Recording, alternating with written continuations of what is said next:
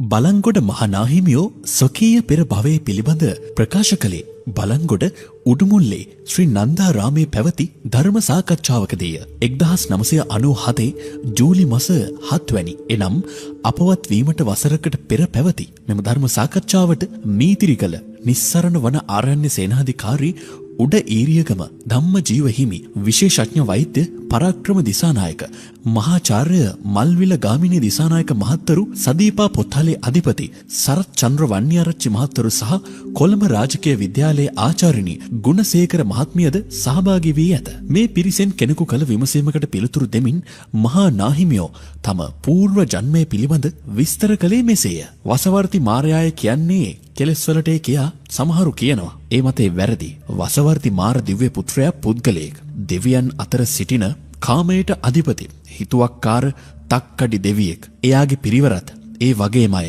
චණ්ඩි ගති ඇති අය. මිනිසුන් අතර වගේම තමයි. ඒ වගේ අය එන විට සාමකාමී යහපත් මිනිස්සු මගහැර යනවා. ඒ වගේම අනිකුත් දෙවිවරුත් මේ වසවර්ති දිව්‍ය පුත්‍රයා හෝ ඔහුගේ පිරිස සමග ගැටෙන්නට කැමති නැහැ. වසවර්ති මාරයා සමත භාවනාව දියුණු කරන 이르දි බල වඩන අයට බොහොම විරුද්ධයි. ඒ කටයුතු වලට බාධා පමුණවනවා, කඩාකප්පල් කරනවා. මේ ලෝකය කාමයෙන්, තණ්හාවෙන් පැතිර යනවාටයි ඔහු කැමති. විපස්සනා භාවනාවට ඔහුගෙන් බාධාවක් නැහැ. සිද්ධාර්ථ ගෞතමයන් වහන්සේ බුදු පදවි ලබන විට වළක්වන්නත් ඔහු උත්සාහ කළා. පසුව පෙරද පලා ගියා. ලෝකය පුරා බුද්ධ ධර්මයේ පැතිරී යන විට එය වළක්වන්නටත් වසවර්ති මාර දිව්‍ය පුත්‍රයාට උවමනා වුණා.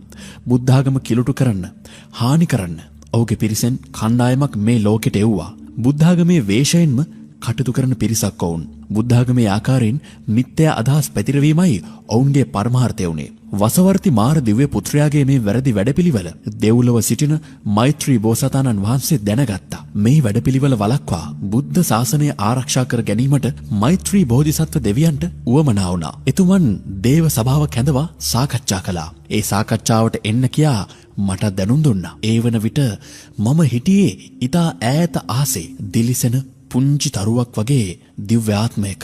මම ආවේ නෑ.